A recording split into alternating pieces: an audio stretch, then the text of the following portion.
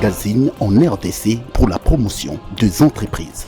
Besoin de tout savoir et tout connaître sur les informations de vos entreprises, c'est sur le journal télévisé des entreprises magazines. Mesdames et messieurs, bienvenue. L'industrie des fabrications des tam-tams a du mal à connaître une certaine évolution en République démocratique du Congo. Les tam-tams fabriqués pour la plupart des cas sont l'œuvre des artisanaux. Les entreprises publiques devront désormais compter sur l'expertise d'un homme qui a redressé la pente du ministère du Commerce extérieur, Jean-Lucien Boussa. Son portrait est à suivre dans cette édition du journal télévisé des entreprises magazines.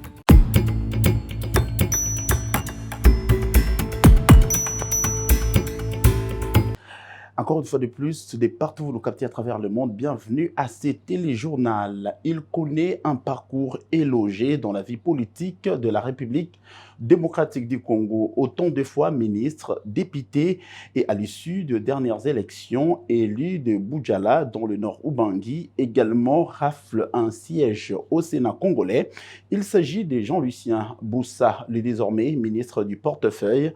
Pour en savoir un peu plus sur son parcours, suivez son portrait dressé par Yves Maélé et Barik Nemia.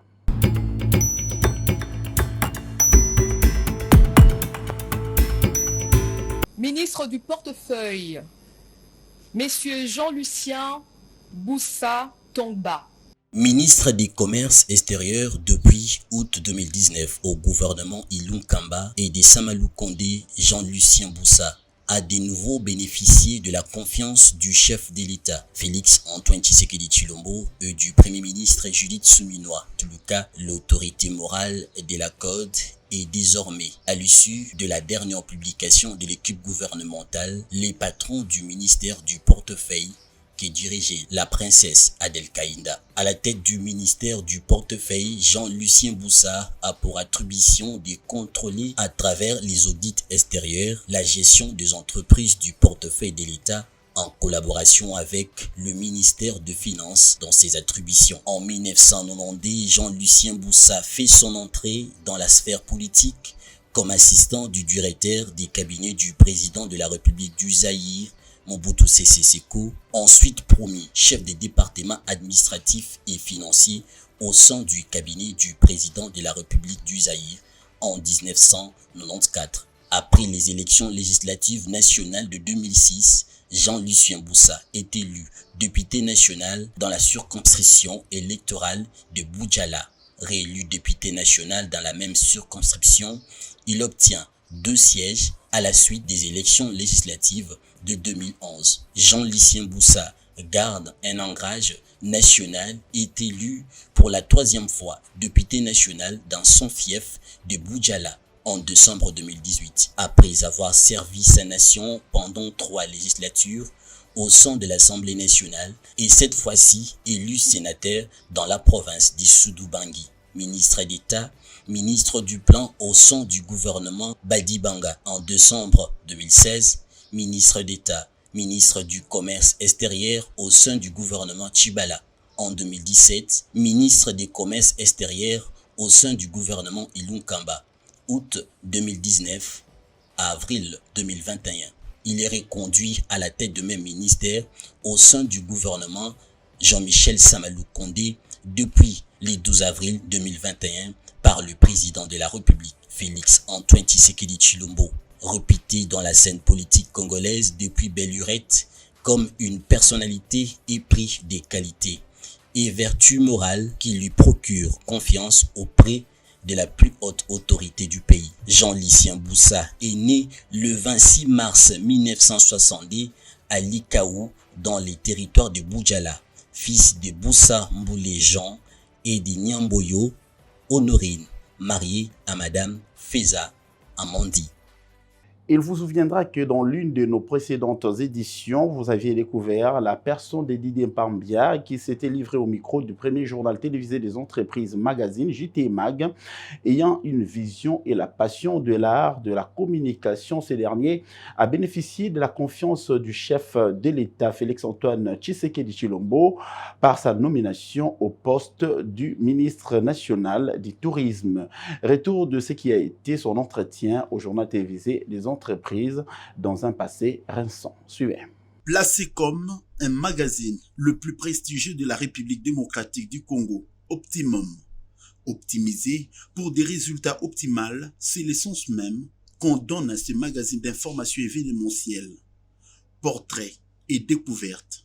Didi Mpambia Moussanga, directeur de publication d'Optimum, restait confiant et optimiste pour les 15 premières années dans la livraison des informations mieux scrutées qui rencontrent l'approbation de tous. Quand on parle d'optimiser, c'est-à-dire qu'avec les ressources que nous avons, nous faisons quelque chose qui a des résultats, qui ont un impact positif sur l'environnement où on travaille. C'est ça, Optimum. Mais c'est toujours de dire que c'est une entreprise faite par des Congolais, pour des Congolais, mais en visant les plus hauts standards internationaux. C'est à ça qu'on doit arriver, c'est à ça qu'on doit aspirer. C'est de dire que nous ne devons pas niveler par le bas, mais toujours essayer d'atteindre l'excellence dans ce que nous faisons. Bon, je pense que la plupart de ces magazines internationaux, je ne vais pas leur faire la publicité gratuite, quand elles viennent ici, elles sentent qu'il y a un concurrent de taille. Maintenant, en termes de financement, la communication n'est pas encore un secteur qui est très connu au niveau des institutions financières, les banques et autres. Et il n'y a pas de subvention, par exemple, pour un magazine qui, comme celui-là, totalise aujourd'hui 14 ans. Il devrait avoir des subventions pour une publication qui joue aussi un rôle de promotion de ce que nous sommes et de ce que nous faisons. Possibilité pour les acteurs qui évoluent dans les secteurs de la publicité de se positionner au même rang que c'est d'ailleurs. Didier Mpambia, patron d'Optimum, restait confiant et s'élance dans la mise en place d'une proposition de loi pouvant régir le secteur de la publicité en RDC. Je pense qu'il est important qu'il y ait une législation qui protège les acteurs locaux, comme on prend l'exemple du commerce de détail. Normalement, il y a une loi qui protège ce secteur, mais même s'il n'y a pas, en termes d'application, quelque chose qui se fait. Mais dans le secteur de la communication, il y a d'abord l'aspect légal. Ensuite, je pense qu'il est nécessaire aussi qu'en protégeant ce secteur, on se dise que moi, par exemple, en tant qu'Optimum, je ne peux pas aller en Côte d'Ivoire ou dans un autre pays ouvrir une agence sans m'associer et être minoritaire dans l'actionnariat de cette entreprise. Je pense qu'il y a lieu aussi d'avoir des décrets, d'abord pour commencer, et ensuite une loi qui encadre ce secteur-là. Donc voilà un peu quelques pistes. Hein. On est toujours en réflexion, mais ce sont des pistes sur lesquelles on peut essayer d'avancer pour voir comment protéger les entreprises locales qui, en plus de payer des taxes, emploient des Congolais et donc contribuent tant soit peu à réduire le taux de chômage. Ce long parcours de 15 ans de magazine Optimum a récolté un franc succès dans la promotion et l'organisation des grands événements qu'a connu la République démocratique du Congo, à l'exemple de l'arrivée des souverains pontifes. La joie, toutes les communautés nous disons Boye et l'amour, Caribou Kwetu, bienvenue chez nous, Bon, nous avons essentiellement travaillé sur l'identité graphique de l'événement, ce rayonnement qui part du cœur de l'Afrique, de la RDC, et qui crée cette onde au-delà du continent. On a fait tout le plan média, on a géré 4 salles de presse avec la presse internationale. On a fait toute la campagne télé-radio, le spot télé Boye Bolamu, la chanson, avec des jeunes créateurs locaux. Et on a travaillé en collaboration, évidemment, avec une autre agence. Optimum et son centre événementiel formule le vœu de voir la communication publicitaire de la République démocratique du Congo gravir des échelons, comme ce fut le cas des autres pays africains qui exercent dans ces domaines en RDC, sans en être inquiétés.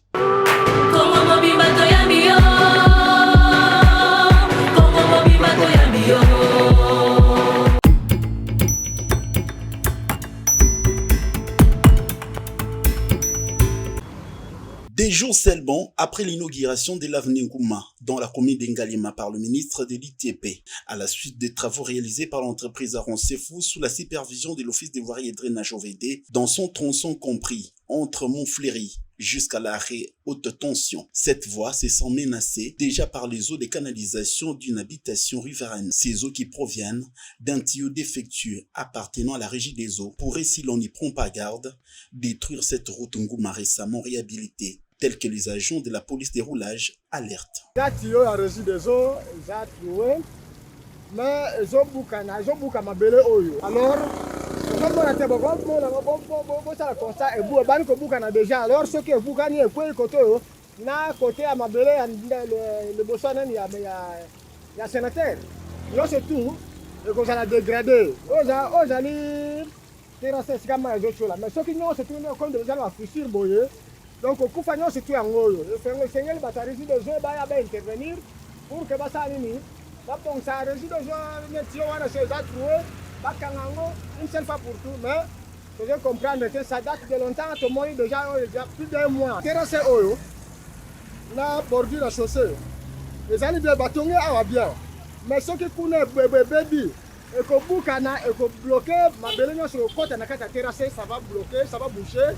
Alors, moi et Maï, et circuler, et vous allez sous-souter. Et vous allez passer minutes comme Maï, surtout, et vous allez pénétrer la chaussée. L'eau qui constitue un ennemi de la voie ne devrait avoir aucune chance d'arriver à la chaussée, d'où la régie des eaux et la parcelle victime de cet écoulement doivent conjuguer les efforts en vue de sauver cette situation dans un délai bref, soutient les usagers de cette avenue Ngouma.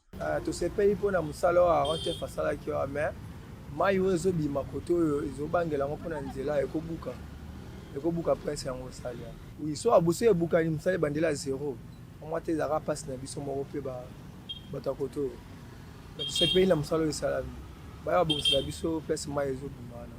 Il vous souviendra que l'achèvement des travaux de l'avenue Ngouma dans la commune d'Ngalema a fait l'objet du déplacement du président de la République Félix Tshisekedi qui avait donné les instructions claires et précises pour son accélération. La population riveraine est appelée à la vigilance pourvu que cette œuvre ne soit pas détruite par les ennemis du pays sans loi ni foi. Et on va présentement parler de l'entreprise de construction de routes Aron Sefou qui était en compagnie du Fonds national d'entretien routier FONER et du bureau technique de contrôle BTC se sont retrouvés le jeudi dernier dans le cadre d'une visite d'inspection dans certains chantiers qui sont en cours d'exécution à Kinshasa, capitale de la République démocratique du Congo. Le directeur général de l'entreprise Aron Sefou s'est voulu rassurant dans la qualité des travail abattus sur base d'un contrôle minutieux du bureau technique des contrôles suivés.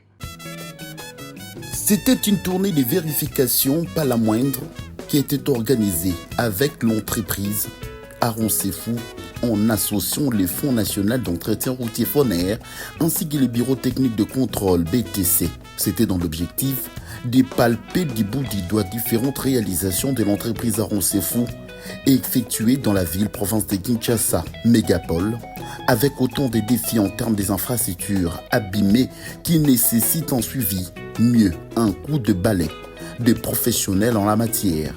L'entreprise Aron Sefou, qui bénéficie de la confiance de la population ainsi que des autorités du pays, fait montre d'une ingéniosité sans pareil en vue de parfaire toutes les routes secondaires comme primaires à travers la capitale et dans l'arrière-pays.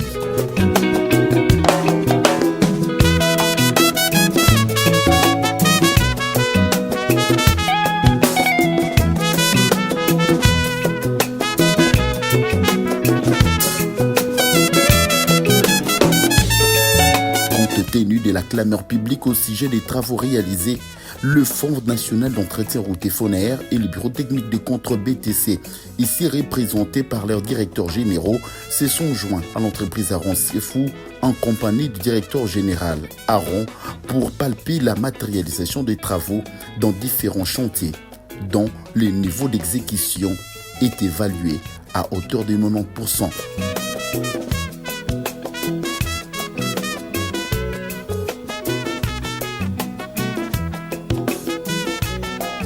Première étape de cette tournée, la délégation est allée visiter la fluidité de la circulation sur l'avenue Ngouma après son ouverture par le ministre de l'ITP Alexis Guizaro. Ici, la population est plus qu'émerveillée de la qualité des travaux réalisés par Aaron Sefou. Satisfaction également du directeur général du FONER. Le gros des travaux est fait. Il y a des difficultés indépendantes de l'entreprise. Nous avons rencontré des travaux bloqués parce qu'on n'a pas suffisamment fait d'expropriation. Malheureusement, dans les cadres institutionnels, le FONER ne finance pas les expropriations. Les expropriations, la ville doit encore rentrer auprès du gouvernement central, notamment le ministère des Finances, pour la prise en charge des expropriations, afin que les travaux continuent. C'est quand même un boulot important, l'étranglement important. Il faut qu'on fasse sauter pour que les travaux continuent. En gros, c'est ça le vrai problème qui bloque les travaux. Mais à notre avis, les travaux sont quand même suffisamment avancés. Bon, ici à Ndanou, il y avait un problème. D'abord, les études ont été réqualifiées, ce qui fait que ça a donné un certain retard. Et ensuite, il y avait un problème d'accès pour arriver sur le site où on doit faire la digue. Mais je pense que le concours de tous les intervenants à la ville de Kinshasa, les BTC, l'OVD, ont fait qu'aujourd'hui, on a de nouvelles études. Je crois que l'entreprise a signé un contrat avec la ville, mais les coûts sont importants. Le FONER a contribué. Il faudra maintenant que les trésors viennent à la rescousse pour boucler les financements total. Ici, nous sommes sur l'avenue Inongo. Autrefois, s'est trouvé dans un état de délabrement et d'impraticabilité sans pareil. À ces jours, grâce aux travaux des génies de l'entreprise Aaron Sefou, la population s'est dit très contente car leur calvaire d'hier a trouvé des coûts favorables.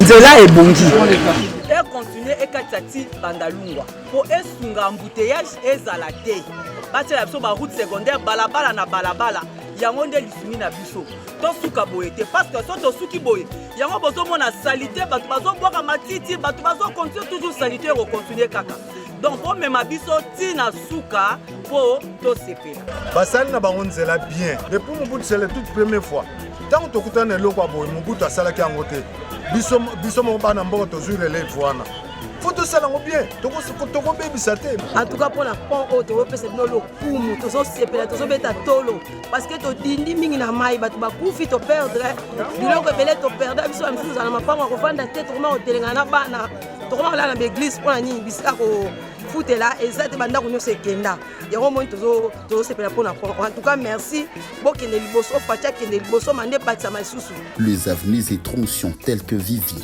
Inongo, Kouamout, Bompété, Haute Tension Cimetière, Louis, Pont Louboudi, Landou, Kiavou, mais également des bonhommes et Ndanou au quartier Kingabwa dans la commune de Limete, où la digue est en train d'être construite, ont été visités par cette délégation conduite par le DG d'Aaron Sefou.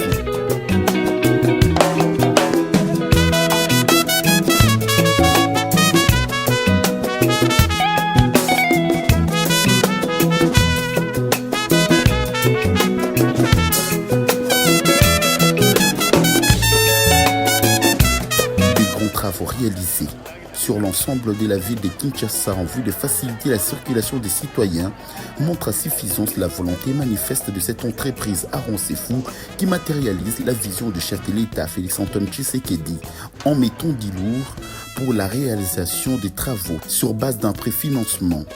L'air n'étant plus à la distraction, toute la population approuve une adhésion massive en demandant aux décideurs de prêter main forte à Aaron Sefou qui fait ses preuves dans la matérialisation de la vision du chef de l'État dans les domaines des infrastructures de qualité. Et puis, durant 3 jours, dans la capitale congolaise, Kinshasa, les représentants des entreprises minières opérant en République démocratique du Congo ont été sensibilisés sur le risque permanent des déchets nucléaires. C'était au cours d'un atelier de vulgarisation et d'information organisé par la Commission nationale de prévention contre les rayonnements ionisants CNPRI sous l'égide du ministère de la Recherche scientifique. Images et commentaires. L'hôtel Sultani, dont la communauté Lagombe, a accueilli durant 3 jours un atelier de vulgarisation et de sensibilisation autour des mesures de prévention contre les dangers des rayonnements ionisants. Du 20 au 22 mai 2024, le représentant des entreprises minières opérant en République démocratique du Congo se sont retrouvés à l'initiative de la Commission nationale pour la prévention et rayonnement ionisant CNRPRI, qui tient à ce que la population soit épargnée des risques des rayons ionisants. Au moment où je prends la parole au nom du Comité national de protection contre les rayonnements ionisants, je ne peux m'empêcher de penser à l'atelier de Lubumbashi que nous avions réussi à organiser après des reports du lundi 14 au mercredi 16 février 2022. Au cours de ces travaux, nous avions alors accueilli 71 participants qui avaient produit les derniers jours un assortiment de préoccupations pour un total de 5 recommandations majeures. L'une de ces recommandations sollicitait notamment l'organisation du prochain atelier en 2023 dans la ville de Kolwezi afin de permettre aux exploitants artisanaux qui travaillaient parfois dans des carrières telles que celle de Louis Sichi et Louis Chat dans la ceinture cyprocobaltifère où les taux de radioactivité est très préoccupant d'après l'exposé du professeur Lubala à l'atelier submentionné. Après une série d'ateliers et d'échanges, les participants ont donné de la voix pour apporter leur contribution dans la lutte contre les risques absolus dans le développement de la communauté. Le ministre de la Recherche scientifique et Innovation technologique Gilbert Kabanda, qui avait ouvert ses assises de 3 jours organisées par le CNRPRI, dirigé par le professeur Florimon Nyamoga Kabanda, les deux personnalités ont émis le vœu de voir les résolutions assorties lors de ces ateliers porter des fruits en vue d'épargner les vies humaines et apporter les meilleurs rendements à la République qui attend beaucoup dans ces domaines de la recherche sur les déchets issus du nucléaire. C'est la toute première fois que cet atelier se tient. Les participants vont comprendre l'importance de leurs assises parce que les radiations ionisantes sont un problème majeur dans la santé publique, dans la santé des animaux, dans la santé des plantes, au sens positif tout comme au sens négatif. Il faudrait que les exploitants miniers puissent comprendre qu'au-delà de l'aspect purement économique de leurs activités, il y a ces autres aspects qui doivent absolument aller de pair avec les exploitations minières. C'est par une note positive que ces assises se sont clôturées à Kinshasa, organisées par le CNRPRI sous les auspices du ministère de la Recherche scientifique.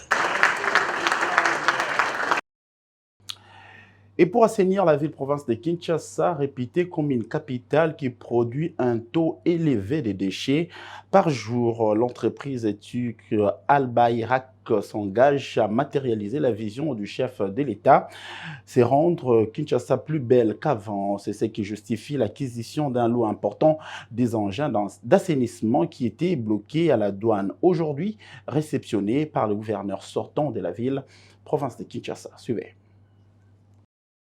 La ville de Kinshasa est désormais dotée d'un lot important de plus de 200 engins d'assainissement, fruit du partenariat scellé à l'initiative du gouverneur-manager Gentilin Bilambaka entre l'hôtel de ville de Kinshasa et la société turque Albayrak. Bloqués à la douane pendant près de 2 mois, en provenance de Turquie, où ils sont fabriqués sur mesure, conformément aux dimensions de rues et ruelles de Kinshasa.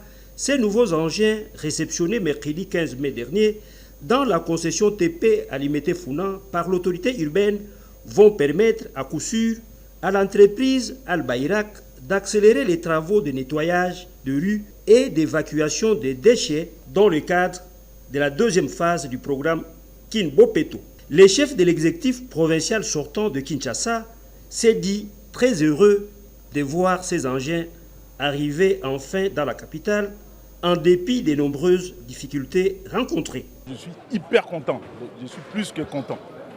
Comme on dit en français, quelle que soit la durée de la nuit, le soleil finit toujours par s'élever, finit toujours par apparaître. Alors ces engins, c'est le fruit du partenariat qui lie notre ville de Kinshasa à un opérateur privé qui s'appelle Al-Barak, avec l'implication personnelle du chef de l'État. Son homologue turc est venu ici. Il lui a recommandé la même société avec laquelle nous avions déjà signé un contrat depuis 2020. Alors pour nous, c'est une fierté de voir que ce que nous avons promis déjà depuis l'année 2020 a fini par se réaliser malgré les vicissitudes. L'occasion faisant le larron, le gouverneur Gentili Ngobila Mbaka a rappelé les différentes réalisations à l'actif de son gouvernement sortant, entre autres les nouveaux marchés centraux de Kinshasa, les nombreuses routes construites et réhabilitées, les ponts Lubudi au Kanluka et Bongolo à Kalamou, l'aménagement des emprises publiques, sans oublier le parc d'attractions ainsi que l'éclairage public.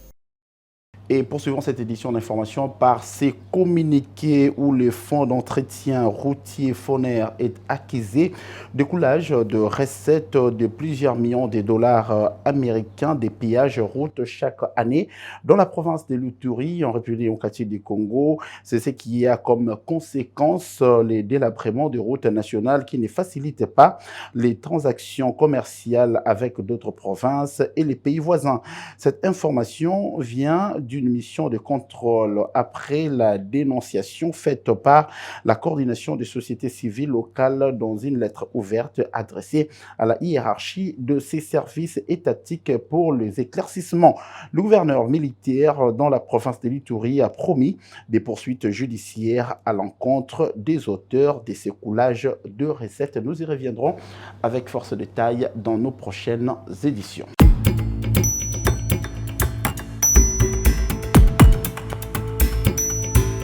Et puis, on parle d'une autre manière de gagner son pain à Kinshasa, réside aussi dans la fabrication des tam-tams qui servent d'instruments de transmission de sons souvent utilisés dans les églises locales. Malgré sa fabrication artisanale auprès des Kinois qui se trouvent dans une pépinière du quartier 1, nous sommes dans la commune d'Ndjili, dans le district de la Tchangou. Ces derniers plaident pour une attention soutenue des autorités en vue de rendre cette activité plus industriel. Un constat fait par Barik Nemiala et Bob Togia. C'est un instrument également indispensable, capable de produire d'une manière agréable le son. Le tam-tam, cet outil a connu une certaine évolution suivant les temps et les époques du Moyen-Âge au temps moderne. Le tam-tam a toujours servi pour agrémenter les cérémonies et les rituels. Par son évolution technologique, le tam-tam a toujours joué un rôle important dans la combinaison des sons. Le Mexique, l'Amérique ainsi que l'Europe ont offert une place de choix au tam-tam en ajoutant une valeur sûre. Il est d'ailleurs constaté que les industries internationales sont nées pour la fabrication des tam-tams. En Afrique, plus précisément en République démocratique du Congo, le tam-tam est resté artisanal, donc fabriqué de manière ramassée, ce qui nous amène à visiter ces fabricants des tam-tams dans la commune d'Ndjili quartier 1. On se sert de la peau de vache abattue. Cette peau nous sert à mettre la corde pour que ça donne du son au tam-tam. Et on s'approvisionne des fois dans les abattoirs où les vaches sont tuées.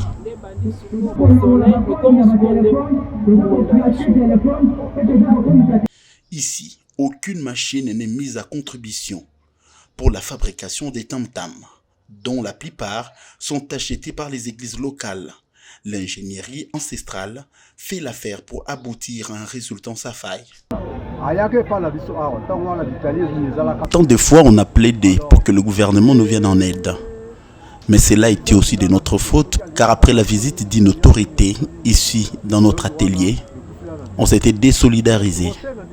Mais tout ce que nous demandons, c'est des barres de fer des 12 car nous avons l'ingéniosité.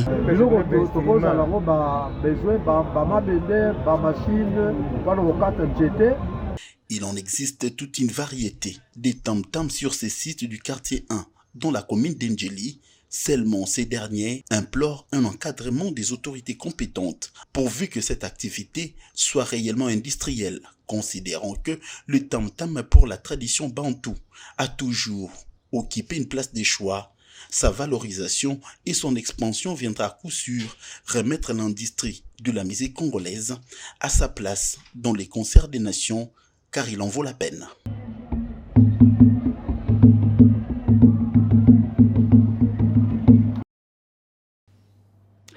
Vous avez certainement compris que c'est notre rubrique mode d'emploi. Nous sommes toujours dans la lignée de vous fournir de l'information ainsi qu'à vous former au sujet des mots et termes souvent utilisés mais mal compris dans notre rubrique mode d'emploi. Pour ce nouveau numéro du journal télévisé des entreprises magazines, parlons de la carrière. Quels sont les éléments qui rentrent en ligne de compte dans une carrière? Éléments de réponse dans mode d'emploi avec Regina Lenga.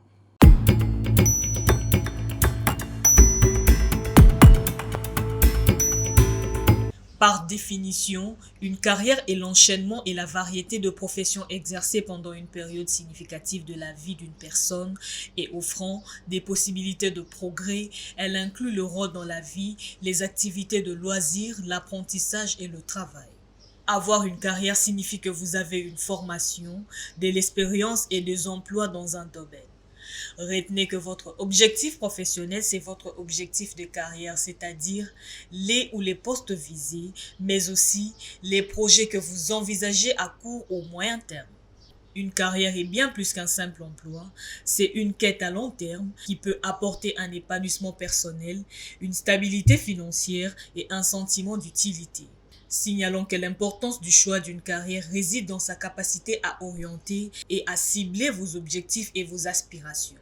Il existe 4 types de parcours de carrière basés sur les connaissances, basés sur les compétences, basés sur l'entrepreneur et indépendant.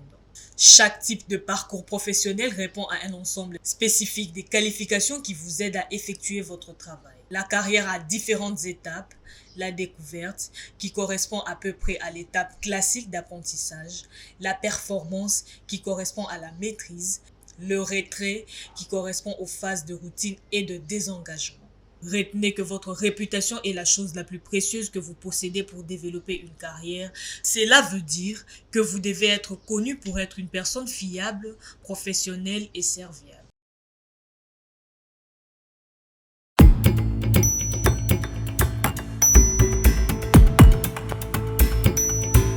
Et puis d'une rubrique à une autre, vous l'avez certainement compris, et nous parlons de focus dans cette édition du journal télévisé des entreprises. L'industrie internationale de fabrication des carreaux prouve à suffisance que le processus de cette fabrication ressort d'une certaine ingéniosité. Malgré son expansion, la fabrication des carreaux a toujours été d'un processus très minutieux.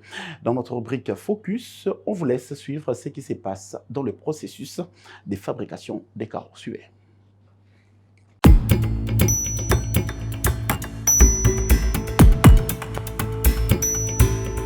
Les carreaux sont fabriqués à partir de matières premières que l'on trouve facilement dans la nature et que l'on extrait et raffine, dont du sable, de l'argile blanche, du talc, du feldspath et de l'argile kaolinique. On transporte les matières premières à l'usine où elles sont entreposées avant le mélange dans des aires de stockage et où elles sont classées par type au moyen d'un système de référence numérique simple. Les matières premières sont mélangées en proportion bien précise au poids. Le mélange prévu est obtenu en variant la vitesse des convoyeurs qui alimentent le convoyeur principal. Après avoir été déversé dans un réservoir de stockage, le mélange de matières premières est ensuite transféré dans divers réservoirs mélangeurs avec de l'eau et des billes de céramique afin de former une matière liquide, la barbotine. La barbotine est ensuite transférée dans de grands réservoirs de stockage souterrains. Elle est ensuite transférée dans l'atomiseur. L'atomiseur est muni d'un pistolet qui vaporise la barbotine au milieu d'un grand réservoir que traverse un courant d'air chaud. La barbotine se décompose alors en particules en suspension qui sèchent rapidement pour former une poudre atomisée. La poudre atomisée est ensuite versée dans une cuve d'attente qui se trouve derrière la presse. Cette cuve laisse échapper des quantités bien précises de poudre atomisée sur un plateau. Les rotoscreens sont couramment utilisés pour l'application du motif et de la couleur, couche par couche, sur le corps du carreau. On peut obtenir davantage de variations dans le motif en ajoutant des cylindres rotatifs à la chaîne.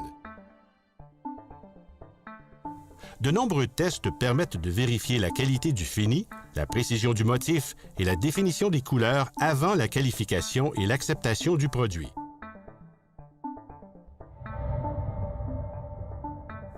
L'émail est essentiellement une substance ressemblant au verre, appliquée à la surface du carreau par des méthodes de vaporisation, de cascade, de tamisage ou de vernissage à sec. Une fois l'émail appliqué, le carreau est cuit au four. Différents types de fours sont utilisés, mais le four à rouleau que nous voyons ici est de loin le plus efficace. La température dans ce type de four peut atteindre les 1190 degrés centigrades.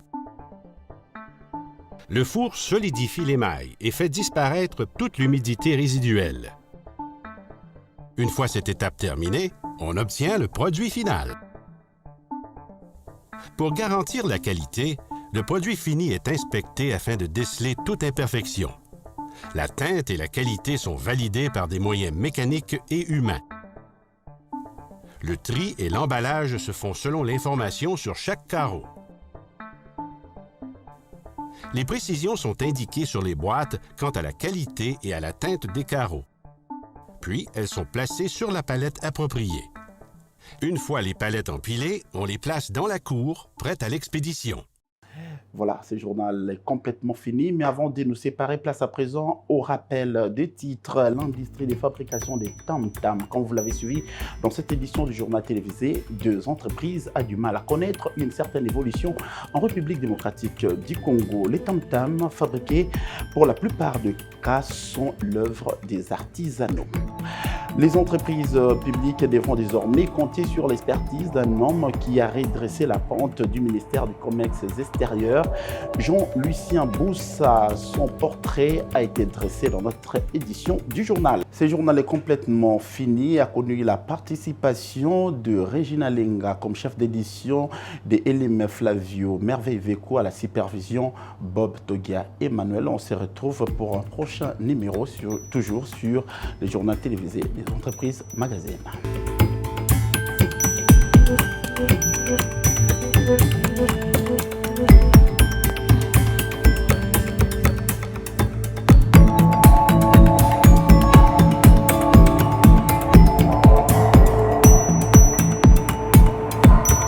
Premier magazine en RDC pour la promotion des entreprises.